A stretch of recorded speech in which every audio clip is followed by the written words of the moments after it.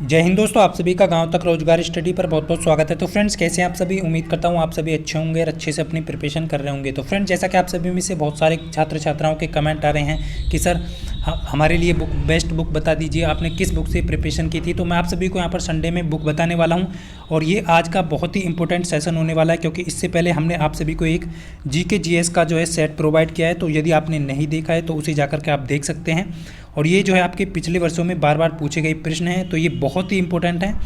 कहाँ से प्रश्न डीआरडीओ पूछता है सितंबर में, तो ये आप सभी को यहाँ पर बहुत ही महत्वपूर्ण श्रृंखला होने वाली है, तो आप सभी इसे बड़े ध्यान से देखें।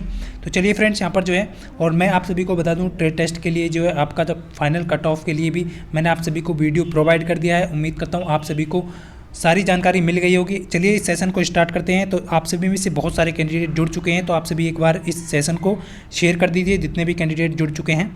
तो देखिए फ्रेंड्स, यहाँ पर जो है, चलिए यहाँ पर स्टार्ट करते हैं और ये आपका सेकंड पार्ट है। तो फर्स्ट प्रश्न आपके सामने है। देखिए यहाँ पर जो है इसी प्रकार के प्रश्न आपको पूछे गए थे। 1 मीटर किसके बराबर होता है? बहुत सारे कैंडिडेट ऐसे होंगे जो इसका आंसर गलत देने वाले हैं, तो आप सभी को बड़े ध्यान से यहाँ पर जो है, यहाँ पर आप गलती कर सकते हैं लेकिन एग्जाम में आपको बिल्कुल भी गलती नहीं करना है। 1 मीटर जो है वो आपके किसके इक्वल होगा? 4 ऑप्शन यहाँ पर दिए गए हैं। तो सही आंसर बिल्कुल यहाँ पर जो है, देखिए सही आंसर यहाँ पर ए नहीं होगा, बहुत सारे कैंडिडेट दे रहे हैं। तो यहाँ पर बी ऑप्शन हो जाएगा 10 की पावर 6। 10 की पावर 6 के बराबर होगा 1 माइक्रोन। 1 मीटर जो है 10 की पावर 6 माइक्रोन के बराबर होगा। कैसे होगा? 1 माइक्रोन आप सभी जानते हैं। देखिए 1 मीटर आपका जो है इक्वल होगा 10 की पावर 6 माइक्रोन के। तो आप 10 की पावर 6 माइक्रोन करेंगे, और आप सभी जानते हैं 1 माइक्रोन में कितने मीटर होते हैं। तो 1 माइक्रोन में जो है आपका, 1 माइक्रोन में जो है आपके यहाँ पर जो है 10 की पावर -6 मीटर होते हैं, ये आपको ध्यान रखना है। तो यहाँ पर जो है 10 की पावर -6 का आप मल्टीप्लाई करेंगे तो, और यहाँ पर ये आपका मीटर बन जाएगा। तो 10 की पावर 6 से 10 की पावर 6 कट जाएगा, तो यहाँ पर जो है 1 मीटर जो है किसके बराबर हो जाएगा? आपका 10 की पावर 6 माइक्रोन की। तो ये आप सभी को यहाँ पर ध्यान रखना है। तो ये आपका 1 मीटर निकल के आ जाएगा, यानी कि माइक्रोन में आपको दे दिया गया है, तो माइक्रोन का आपको यहाँ पर केवल वैल्यू रखना होगा। चलिए नेक्स्ट प्रश्न देख लेते हैं। उम्मीद करता हूँ आप सभी को सेशन समझ में आ गया होगा ये प्रश्न। नेक्स्ट प्रश्न आपके सामने फ्रेंड्स, कि शब्द रडार किससे व्युत्पन्न है? यानी कि आपको यहाँ पर जो है रडार का यहाँ पर जो है फुल फॉर्म बताना है। देखिए शब्द जो रडार है वो किससे व्युत्पन्न है, यानी कि उत्पन्न है। तो 4 ऑप्शन यहाँ पर दिए गए हैं, आपको बिल्कुल भी यहाँ पर गलती नहीं करनी है। बहुत सारे कैंडिडेट यहाँ पर जो है गलती कर देते हैं। देखिए यहाँ पर जो है राइट आंसर क्या हो जाएगा? ऑप्शन डी होगा, ना ही डी होगा ऑप्शन इसका। तो यहाँ पर क्या हो जाएगा? रेडियो डिटेक्शन एंड रेंजिंग, ये आपको यहाँ पर ध्यान रखना है। तो ये आपका हो जाएगा बिल्कुल सही आंसर। और आपसे एग्जामिनर पूछ ले कि यहाँ पर जो है रडार का जो आविष्कार था वो कब किया गया, तो 1992 को इसका आविष्कार किया गया था, ये आपको यहाँ पर ध्यान रखना है। और उसके बाद जो है फ्रेंड्स, किस किस ने इसका आविष्कार किया? तो टेलर थे और आपका लियो यंग थे, ये आपको ध्यान रखना है। टेलर और लियो यंग हो जाएगा जो इसके खोजकर्ता थे, आविष्कार किया था, ये आपको यहाँ पर ध्यान रखना है। चलिए नेक्स्ट प्रश्न देख लेते हैं। देखिए थोड़ा सा यहाँ पर इंक कम कर लेता हूँ मैं।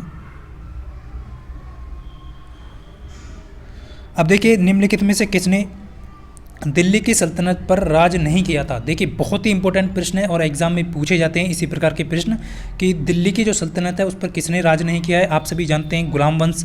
तो यहाँ पर बहुत सारे कैंडिडेट ध्यान रखना है, गुलाम वंश ने भी किया है, खिलजी वंश ने भी आपका किया है, और सैयद वंश ने भी आपका जो है दिल्ली पर सल्तनत पर राज किया है। लेकिन गौरी जो वंश है वो आपका यहाँ पर नहीं किया है। तो इसका सही आंसर ये हो जाएगा, ये आपको ध्यान रखना है, डी ऑप्शन हो जाएगा। नहीं किया है ये पूछा है ना आपसे, तो डी ऑप्शन होगा गौरी वंश, ये आपको ध्यान रखना है, गौरी वंश हो जाएगा इस क्वेश्चन का सही आंसर। तो ये आपको यहाँ पर ध्यान रखना है। चलिए नेक्स्ट प्रश्न की तरफ चलते हैं। बहुत अच्छा, सभी यहाँ पर ज़्यादातर कैंडिडेट के बिल्कुल सही आ रहे हैं आंसर। नेक्स्ट है, बहुत ही इंपॉर्टेंट है और सोच समझ कर आंसर देना है फ्रेंड्स। 1 डायोप्टर जो है वो आपके किसके बराबर होता है, यानी इक्वल होता है? देखिए 1 डायोप्टर पूछा है, और आप सभी जानते हैं डेसिबल ध्वनि की जो तीव्रता है, डेसिबल सॉरी यहाँ पर जो है ध्वनि की डायोप्टर क्या है? लेंस की क्षमता का मात्रक है आपका डायोप्टर। यहाँ पर क्षमा चाहूँगा, लेंस की क्षमता जो मापी जाती है वो डायोप्टर में नापी जाती है। तो यहाँ पर पूछा गया है कि 1 डायोप्टर जो है वो किसके इक्वल होगा? तो फ्रेंड्स आप सभी को ध्यान रखना है, यहाँ पर जो है आप सभी ने एक रिलेशन पढ़ा होगा लेंस की क्षमता का, आप सभी ने पढ़ा होगा।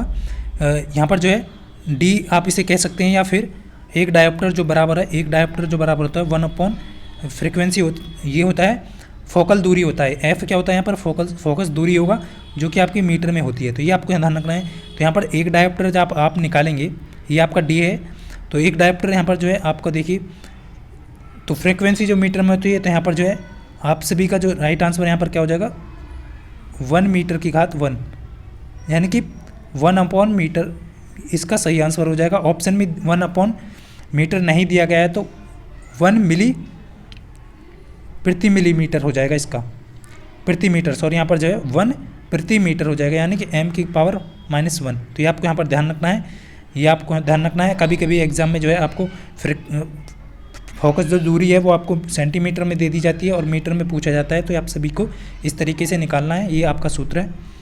नेक्स्ट देख लेते हैं फ्रेंड्स। नेक्स्ट बहुत ही इंपॉर्टेंट है, सौरमंडल में ग्रहों के अनुक्रम में बुध पृथ्वी के बीच कौन सा ग्रह होता है। ये आप सभी ने पढ़ा होगा, बहुत ही आसान प्रश्न है, लेकिन यहाँ पर आपको बिल्कुल भी गलती नहीं करनी है, अनुक्रम में बताना है आपको। तो बुध, शुक्र, पृथ्वी, मंगल, बृहस्पति, शनि, अरुण, वरुण, ये आप 8 सभी आप जानते हैं 8 ग्रह हैं। तो आप सभी को बुध के बाद क्या आएगा, बुध, शुक्र, तो शुक्र यहाँ पर सही आंसर हो जाएगा। बहुत सारे कैंडिडेट मंगल नहीं होगा, शुक्र हो जाएगा। ऑप्शन बी यहाँ पर करेक्ट हो जाएगा। देखिए यहाँ पर जो है शुक्र और बुध मात्र ऐसे ग्रह हैं जिनका कोई भी उपग्रह नहीं है, ये भी आपको ध्यान रखना है। एग्जामिनर पूछेगा कि शुक्र के कितने उपग्रह हैं, तो कोई भी उपग्रह नहीं है इसका, ये आपको ध्यान रखना है। बुध और शुक्र के कोई भी उपग्रह नहीं है। चलिए नेक्स्ट प्रश्न देख लेते हैं। नेक्स्ट प्रश्न आपके सामने है, अकबर कितने वर्ष की आयु में सम्राट बने। तो यहाँ पर बहुत ही इंपॉर्टेंट है कि अकबर जो है, जो राजा बने थे, सम्राट बने थे, तो वो कितने वर्ष की आयु में इन्होंने जो है शासन किया था, यानी कि सम्राट बना दिया गया था। तो इन्हें जो है सम्राट बनाया गया, राजगद्दी पे ये जो बैठे थे 13 वर्ष की में बैठे थे। 13 वर्ष होगा ना कि 16। बहुत सारे कैंडिडेट यहाँ पर अभी भी कन्फ्यूजन में, तो आपको बिल्कुल भी यहाँ पर जो है गलती नहीं करनी है, 13 वर्ष हो जाएगा यहाँ पर सही आंसर। चलिए नेक्स्ट प्रश्न देख लेते हैं। और दीन ए इलाही की जो स्थापना थी वो भी अकबर ने ही की थी, आपको ध्यान रखना है, जो कि धर्म से संबंधित थी। नेक्स्ट प्रश्न देखेंगे फ्रेंड्स, बहुत ही अच्छा प्रश्न है। दी गई भौतिक राशियों में से क्या सापेक्ष राशि नहीं है। देखिए दी गई भौतिक राशियों में से क्या सापेक्ष राशि नहीं है आपकी। तो बहुत सारे कैंडिडेट यहाँ पर गलती करने वाले हैं, तो आप सभी में से देख पाता हूँ कितने कैंडिडेट यहाँ पर सही आंसर देते हैं। तो नहीं बिल्कुल यहाँ पर जो है बिल्कुल सही दे रहे हैं ज़्यादातर कैंडिडेट का। समय जो है वो आपका जो है वो सापेक्ष राशि नहीं है। सापेक्ष का मतलब ये है कि जो दूसरों पर निर्भर ना करे। तो ये आप सभी का कौन सी है, सापेक्ष मतलब दूसरों पर निर्भर करना नहीं है। कौन सी राशि है, तो समय है, जो आपका टाइम है वो किसी पर निर्भर नहीं करता है, जबकि वेग निर्भर करता है, त्वरण भी निर्भर करता है, और यहाँ पर दूरी भी आपका निर्भर करता है। तो आपको ध्यान रखना है, राइट आंसर जो है आपका ए ऑप्शन हो जाएगा। क्या हो जाएगा, समय। समय जो है वो एक सापेक्ष राशि नहीं है। चलिए नेक्स्ट प्रश्न की तरफ चलते हैं। नेक्स्ट प्रश्न आपके सामने, सोमनाथ मंदिर किस राज्य के तट पर स्थित है। देखिए सोमनाथ जो मंदिर है वो किस राज्य के तट पर स्थित है, तो बहुत ही अच्छा प्रश्न है। और तो यहाँ पर जो है सही आंसर क्या हो जाएगा, देखिए इस पर जो है आप सभी जानते हैं बहुत ही अच्छा प्रश्न है। और यहाँ पर जो राइट आंसर बिल्कुल देखिए यहाँ पर जो है गुजरात हो जाएगा इसका सही आंसर, गुजरात। ऑप्शन बी बिल्कुल सही दे रहे हैं यहाँ पर। सोमनाथ जो मंदिर है वो कहाँ पर है, गुजरात में स्थित है, ये आपको यहाँ पर ध्यान रखना है। बहुत ही अच्छा प्रश्न है। चलिए नेक्स्ट प्रश्न देख लेते हैं। देखिए यहाँ पर जो है ये बहुत ही अच्छा प्रश्न है आपके सामने, और ये आप टेक्निकल से संबंधित है। सोनार जो है वो एक उपकरण है जो किस वस्तु की दूरी और दिशा को और गति को मापने के लिए अल्ट्रासोनिक तरंगों का उपयोग करता है। ये आपसे पूछा गया है। तो ज़मीन पर, अंतरिक्ष में, हवा में, पानी के नीचे।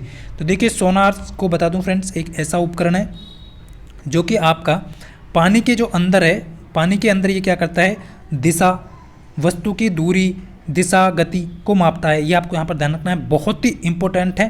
तो डी ऑप्शन इसका बिल्कुल करेक्ट हो जाएगा। जितने भी कैंडिडेट डी ऑप्शन दे रहे हैं बिल्कुल सही हो जाएगा डी यहाँ पर। चलिए नेक्स्ट प्रश्न देख लेते हैं। नेक्स्ट है आपका, संसद के दोनों सदनों की संयुक्त बैठक की अध्यक्षता कौन करता है। देखिए संसद के दोनों सदनों की संयुक्त बैठक की अध्यक्षता, और यहाँ पर जो है एक प्रश्न और बनता है कि संसद के दोनों सदनों की जो संयुक्त बैठक है वो कौन बुलाता है। तो यहाँ पर क्वेश्चन में का जो लैंग्वेज है वो अलग अलग है, पूछने का तरीका अलग है। बैठक की अध्यक्षता कौन करता है, ये पूछा जाए आपको अध्यक्षता, तो आपका यहाँ पर लोकसभा अध्यक्ष हो जाएगा आपका सही आंसर। अब आपसे पूछा जाए कि अध्यक्ष बैठक, संयुक्त बैठक जो होती है उसको बुलाता कौन है? संसद की जो दोनों सदनों की जो बैठक होती है उसको बुलाता कौन है? तो आपका राष्ट्रपति बुलाता है। तो यहाँ पर जो है ये अभी आपको ध्यान रखना, राष्ट्रपति जो है संयुक्त बैठक को बुलाते हैं और अध्यक्षता इसकी जो है वो लोकसभा अध्यक्ष करते हैं। चलिए नेक्स्ट प्रश्न देख लेते हैं। नेक्स्ट प्रश्न है फ्रेंड्स, बहुत ही इंपॉर्टेंट है और जितने भी साथी यहाँ पर जुड़ चुके हैं उन्होंने अभी तक लाइक नहीं किया है तो वीडियो को लाइक ज़रूर किया करें। देखिए नेक्स्ट है, अत्यधिक अम्लीय मिश्रण का पीएच मान कितना होता है? देखिए यहाँ पर बहुत सारे कैंडिडेट होंगे, जो मैंने आप सभी ने देखा होगा कम्युनिटी टैब में एक मैंने प्रश्न डाला था कि सबसे अधिक यानी कि प्रबल अम्लीय कौन है, तो बहुत सारे कैंडिडेट ने यहाँ पर जो है गलत आंसर दिया है। तो आप सभी को यहाँ पर क्लियर कर दूँ, अत्यधिक अम्लीय या प्रबल अम्लीय जो होगा वो आपका 0 होगा। तो ऑप्शन यहाँ पर डी होगा, ना कि 7। बहुत सारे कैंडिडेट थे जिन्होंने 7 आंसर दिया था। देखिए जितना मिश्रण जो है पीएच मान 0 होगा तो वो अम्लीय होगा, और 7 से कम की तरफ जो है अम्लीय होगा, 7 से अधिक होगा तो आपका क्षारीय होगा। तो ये आपको ध्यान रखना है, 7 से अधिक क्षारीय होगा और 7 से कम जितना भी होता उतना ही प्रबल होता चला जाएगा। तो 0 जो है वो सबसे प्रबल अम्ल है, ये आपको यहाँ पर ध्यान रखना है।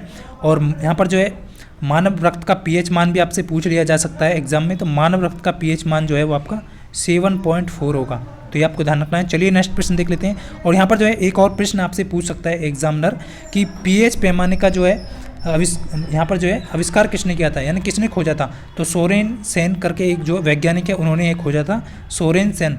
और इन्होंने कब खोजा था? ये 1909 में खोजा था। ये भी आपको यहाँ पर ध्यान रखना है, इंपॉर्टेंट है, बहुत ही इंपॉर्टेंट प्रश्न है। चलिए नेक्स्ट प्रश्न देख लेते हैं। नेक्स्ट है बहुत ही अच्छा प्रश्न है, भारतीय संविधान में दल बदल कानून के प्रावधान में कौन सी अनुसूची वर्णित है? देखिए ये दल बदल से कौन सी अनुसूची संबंधित है ये आपको यहाँ पर बतानी है, और यहाँ पर बहुत ही इंपॉर्टेंट है।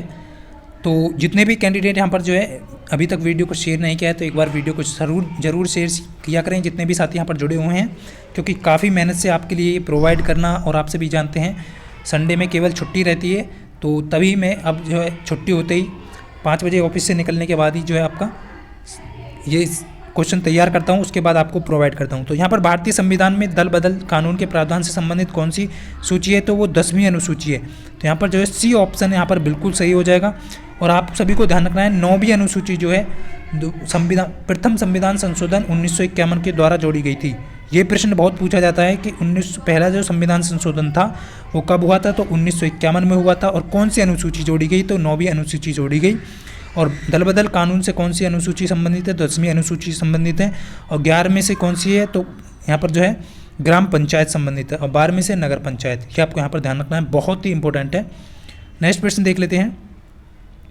नेक्स्ट है, क्षार और सावित्रिक सूचकों के रंग को रंग में बदल देते हैं। क्षार जो है सावित्रिक सूचकों के रंग को किस रंग में बदल देता है? देखिए आप सभी को ध्यान रखना है, बहुत ही इंपॉर्टेंट है।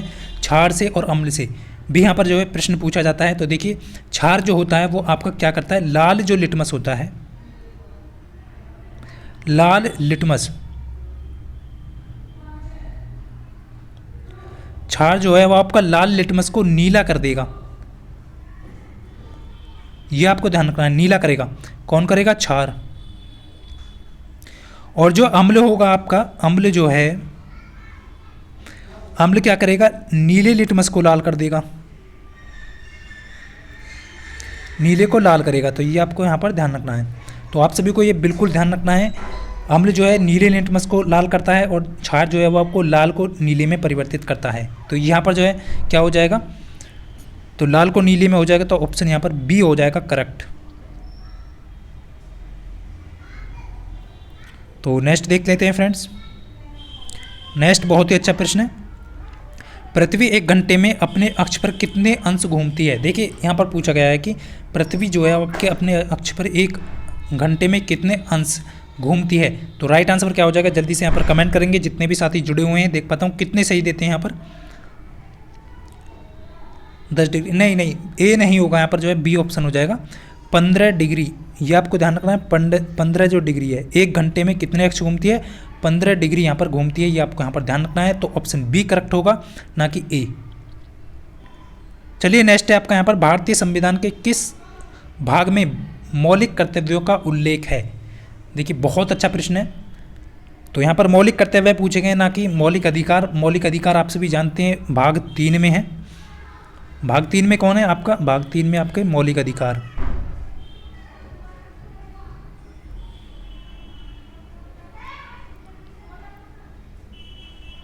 और भाग 4 में जो है आपका मौलिक कर्तव्य है। तो ऑप्शन यहाँ पर जो है भाग 4 में, यानी कि भाग 4A में जो है आपका, भाग 4A में मौलिक कर्तव्य।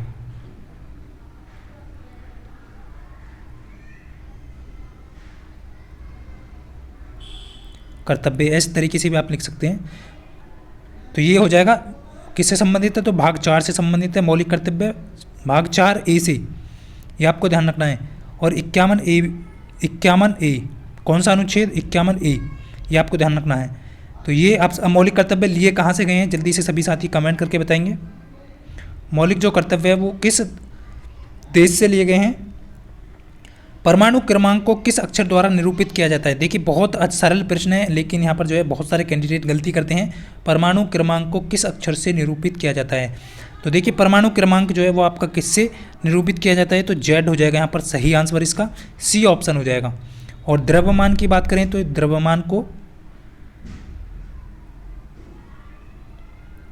द्रव्यमान को ए से, और एन जो है आपका न्यूट्रॉन को। तो ये आपको यहाँ पर ध्यान रखना है अच्छे से आप सभी को। चलिए नेक्स्ट प्रश्न की तरफ चलते हैं, बहुत अच्छा प्रश्न था। 2011 की जनगणना के अनुसार भारत में साक्षरता दर क्या है। देखिए 2011 की जनगणना के अनुसार भारत की साक्षरता दर पूछी गई है। तो यहाँ पर जो है बहुत ही अच्छा प्रश्न है, लेकिन यहाँ पर जो है साक्षरता दर पूछी जाती है, तो आपका राइट आंसर यहाँ पर बी ऑप्शन हो जाएगा, 74.04%। अब देखिए फ्रेंड्स बहुत सारे कैंडिडेट होंगे यहाँ पर जो है। अब देखिए आपसे एक प्रश्न और पूछा जा सकता है कि सबसे कम जो जनसंख्या है वो किस राज्य की है। तो ये आपको यहाँ पर कमेंट करके ज़रूर बताना है। बहुत सारे कैंडिडेट जुड़े हुए हैं, और केरल की जो साक्षरता है वो सबसे अधिक थी, ये भी आपको यहाँ पर ध्यान रखना है। और सबसे अधिक जो लिंग अनुपात है वो केरल का है 1084, ये भी आपको यहाँ पर ध्यान रखना है। बहुत अच्छा प्रश्न है। चलिए नेक्स्ट प्रश्न की तरफ चलते हैं। नेक्स्ट प्रश्न है, निम्नलिखित में से किस अनुच्छेद में इंडिया को भारत भी कहा गया है। देखिए बहुत अच्छा प्रश्न है, कौन सा आर्टिकल है जिसमें इंडिया को जो है भारत भी कहा गया है, इंडिया को भारत। तो आर्टिकल 1 हो जाएगा, ये तो आप सभी जानते होंगे, आर्टिकल 1 हो जाएगा, अनुच्छेद 1। तो बिल्कुल यहाँ पर बहुत अच्छा। और आपको क्लियर कर दूँ, मौलिक अधिकार जो हैं वो आपके अमेरिका से लिए गए हैं, और मूल कर्तव्य जो है आपका रूस से लिए गए हैं, ये आपको ध्यान रखना है। और आपसे एक और पूछ लिया जाएगा यहाँ पर जो है, समवर्ती सूची जो है वो ऑस्ट्रेलिया से ली गई है। चलिए नेक्स्ट प्रश्न देख लेते हैं यहाँ पर। नेक्स्ट है, विद्युत परिपथ कनेक्शन कितने प्रकार से होते हैं। देखिए विद्युत सर्किट कनेक्शन पूछ रहे हैं यहाँ पर, तो कितने प्रकार से होते हैं। बहुत अच्छा प्रश्न है, टेक्निकल प्रश्न है। तो देख पाता हूँ कितने कैंडिडेट यहाँ पर बिल्कुल सही दे पाते हैं। देखिए यहाँ पर जो है राइट आंसर 2 हो जाएगा।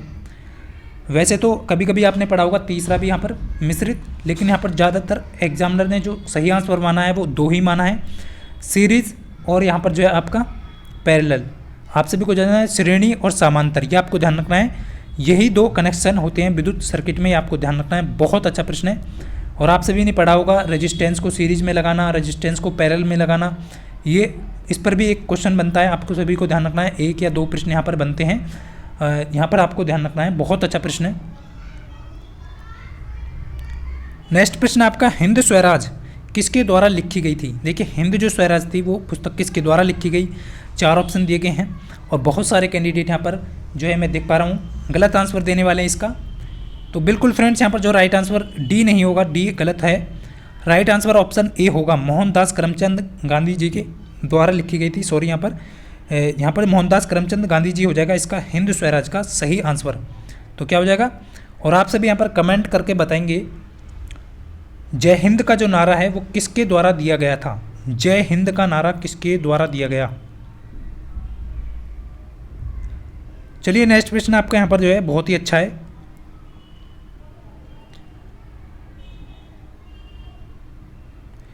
किस परिपथ में विद्युत प्रवाह किसके द्वारा संभव होता है। किसी परिपथ में विद्युत प्रवाह जो है वो किसके द्वारा संभव होता है। देखिए यहाँ पर जो है बहुत अच्छा प्रश्न है, और ये प्रश्न भी जो है वेरी वेरी इंपॉर्टेंट है, तो आपको ध्यान रखना है, वेरी वेरी इंपॉर्टेंट है।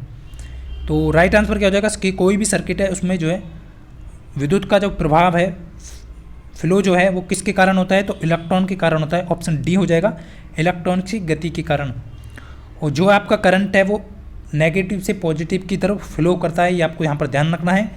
और इलेक्ट्रॉन जो है वो करंट के अपोजिट चलता है, तो ये आपको यहाँ पर ध्यान रखना है। नेक्स्ट प्रश्न देखेंगे फ्रेंड्स, बहुत अच्छा प्रश्न था ये भी।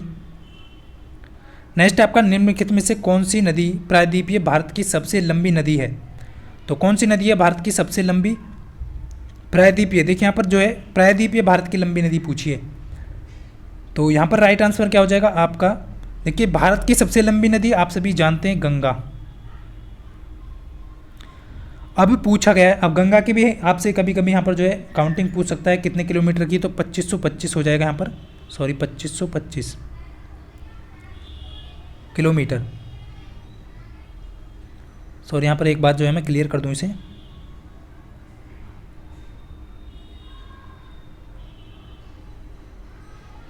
तो ये है 2525 किलोमीटर। अब देखिए यहाँ पर पूछा गया प्रायद्वीपीय भारत की सबसे लंबी नदी, तो यहाँ पर राइट आंसर ऑप्शन बी हो जाएगा गोदावरी। और गोदावरी कितने किलोमीटर है? तो आपका 1460 किलोमीटर इसकी लंबाई है, ये आपको ध्यान रखना है, वो वेरी वेरी इंपॉर्टेंट है, 1460 किलोमीटर। तो ये प्रायद्वीपीय भारत की सबसे लंबी नदी है। गंगा जो है भारत की सबसे लंबी नदी है, जो कि वैसे तो आप सभी ने पढ़ा होगा कि ब्रह्मपुत्र और सिंधु जो है वो आपकी जो है सबसे लंबी नदी है, लेकिन वो भारत में उनका जो विस्तार है वो बहुत ही कम है, ये आपको यहाँ पर ध्यान रखना है। और आपसे कोई पूछी जाए कि भारत की सबसे लंबी नदी तो गंगा हो जाएगी, और प्रायद्वीपीय भारत की सबसे लंबी नदी तो वो आपका गोदावरी हो जाएगी। चलिए नेक्स्ट प्रश्न देख लेते हैं, बहुत ही अच्छा प्रश्न है। 11 वोल्ट के विभवांतर वाले दो बिंदुओं के बीच 5 कूलाम के आवेश को स्थानांतरित करने पर किया गया कार्य बताइए। देखिए बहुत अच्छा प्रश्न है, और आप सभी में से बहुत सारे कैंडिडेट यहाँ पर जो है आंसर दे पाएंगे। तो देखिए आप सभी जानते हैं यहाँ पर जो है आप सभी ने पढ़ा होगा कि आपका जो है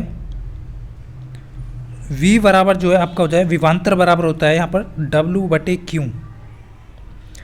ये क्या आपका विभवांतर, ये आपका किया गया कार्य, और ये जो है आपका आवेश, नहीं आवेश को स्थानांतरित करने में वर्क तो होगा ही ना आपका, तो ये आपका आवेश हो जाएगा। अब देखिए आपको यहाँ पर निकालना क्या है, वर्क निकालना है, तो आपको इसका इधर मल्टीप्लाई कर देना है, तो वर्क आपका यहाँ पर जो है V मल्टीप्लाई आपका Q हो जाएगा। अब यहाँ पर जैसे ही आप निकालेंगे फ्रेंड्स, तो यहाँ पर 11 का मल्टीप्लाई आप जो है विभवांतर का कूलाम से करेंगे तो 5, यहाँ पर 11 पंजे 55 हो जाएगा इसका सही आंसर।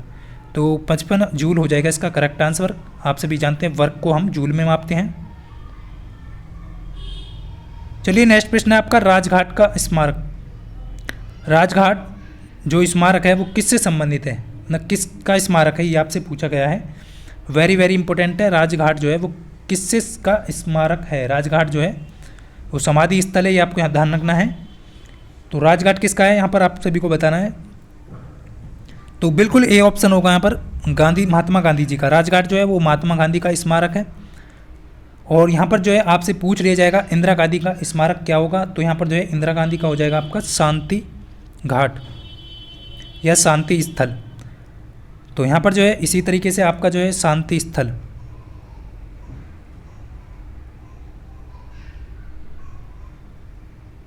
ये हो जाएगा इंदिरा गांधी का शांति। राजीव गांधी का पूछ सकता है आपसे, राजीव गांधी का वीर भूमि हो जाएगा।